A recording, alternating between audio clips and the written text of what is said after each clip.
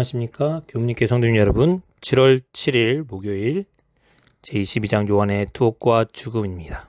오늘도 새벽 기도에 말씀을 은혜 받는 시간 되시기 바랍니다. 오늘의 제목은 믿음의 선구자입니다. 성경 말씀 마태복음 11장 11절입니다. 내가 진실로 너에게 이르노니 여자가 낳은 자 중에 침례 요한보다 큰 이가 일어남이 없도다. 침례 요한에 대해서 여자가 낳은 자 중 가장 큰 자라고 말씀합니다. 침례 요한은 자신의 극기의 생애의 원칙은 메시아 왕국의 원칙이었다라고 얘기합니다. 요한에게 그리스도의 신성을 확신시킨 증거가 그에게는 아무런 증거가 되지 않았다라고 화인 여사는 시대의 소망에 기록합니다. 왜냐하면 요한이 현재 자신의 기별과 달리 자신은 감옥에 갇혀 있기 때문입니다. 그들의 약속되지 않은 그런 메시아를 기다리고 있었습니다. 아무런 증거도 없었기에 요한은 구주의 전도가 그들에게 단지 증오와 비난을 받을 수밖에 없다는 것도 알고 있었습니다. 요한의 역할은 선구자의 역할이었습니다. 요한은 먼저 그리스도께서 친히 마셔야 했던 그 잔을 먼저 마시고 있는 믿음의 선구자였습니다. 우리가 잘 알고 있던 독립운동과 관련된 선구자라는 노래가 있습니다. 알고 있는 것처럼 선구자라는 말은 어떤 일이나 사상에 다른 사람보다 앞선 사람, 이런 사람을 선구자라고 합니다. 독립운동장의 선구자가 우리 조상들이 있었고 믿음의 선구자로서 예수님보다 먼저 앞서 겪은 사람이 바로 침례 요한이었습니다. 누구든지 나를 인하여 실족하지 아니하는 자는 복이 있도다 하신 구주의 말씀, 요한에 대한 책망이었습니다. 요한은 이 말씀을 간과하지 않았고 자신의 분명한 사명을 알고 있었습니다. 그렇기 때문에 그가 사랑하던 사업에 최선의 유익을 위하여 살든지 죽든지 자신을 하나님께 늘 굴복시켰습니다. 그리 아니하실지라도라고 얘기했던 다니엘의 세 친구처럼 요한은 절대 굴복하지 않는 믿음의 사람이었습니다. 우리도 선구자 요한의 발자취를 이제 따라가야 합니다. 그런 우리들의 믿음의 발걸음이 필요한 때가 바로 지금입니다. 어느 순간에도 감사해요 라고 말하는 가사처럼 주님의 뜻을 믿는 믿음이 필요합니다. 요한의 제자들이 돌아간 다음에 예수님께서는 사람들에게 이렇게 얘기하셨습니다. 이 감옥에 갇힌 요한에 대해서 너희가 무엇을 보고 광야에 나갔냐, 갈대냐, 그리고 흔들거리는 사람처럼 있는 이 사람들과 달리 침례 요한은 언제나 흔들리지 않는 굳건한 사람이었음을 이야기합니다. 주변 사람들은 여론의 바람에 의해서 이리저리 흔들리지만 침례 요한은 언제나 굳건하게 서 있는 나무처럼 변함없이 서 있었습니다. 하나님의 사자는 비겁함을 갖추고 있지 않습니다. 요한이 죄를 두려움없이 책망하던 말을 그 무리는 들었는데 그들은 왔다 갔다 하는 사람들이었습니다. 요한과 같은 사람, 선구자 역할을 해야 합니다. 그래서 화인 여사는 이렇게 얘기합니다.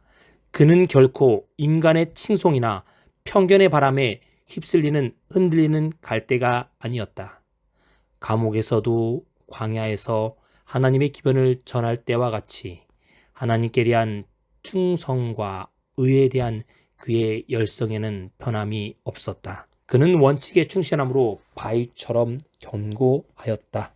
교회에서도 원칙에 충실할 필요가 있습니다.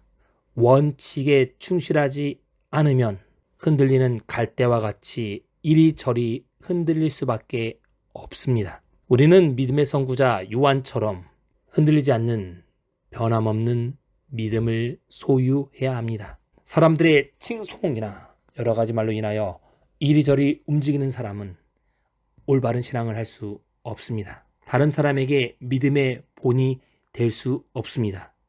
믿음의 선구자가 될 수 없는 것입니다.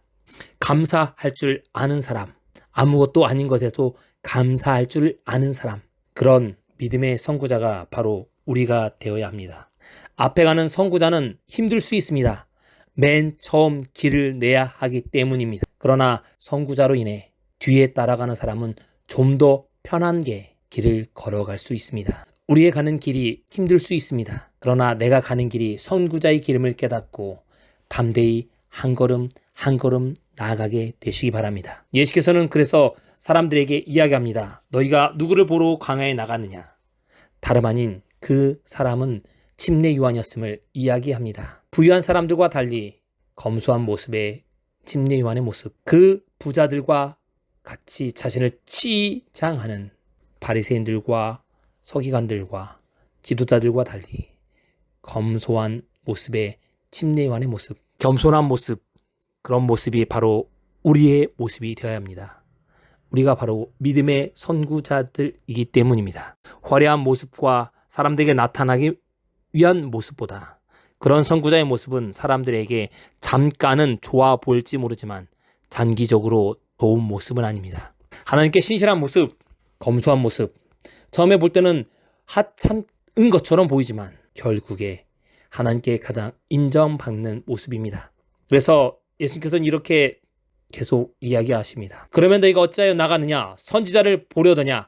옳도다. 내가 너에게 이르노니 선지자보다 더 나은 사람, 바로 침례 요한의 모습을 선지자보다 더 나은 모습으로 예수님께서 칭해 주셨습니다. 그래서 여자가 낳은 자 중에 침례 요한보다 큰 이가 없다. 이 말은 세상의 어느 사람보다 더 큰 이가 바로 침례 요한이라고 예수님께서 인정해 주신 것입니다. 비록 그가 현재 감옥에 있지만 평가가 다른 것입니다. 하늘이 위대하게 평가하는 것은 세상의 큰 모습, 지위나 가문이나 지적인 것이 아니라 가장 고상한 모습, 하나님의 위대함이 바로 척도인 것입니다. 사람은 아래서부터 키를 잽니다.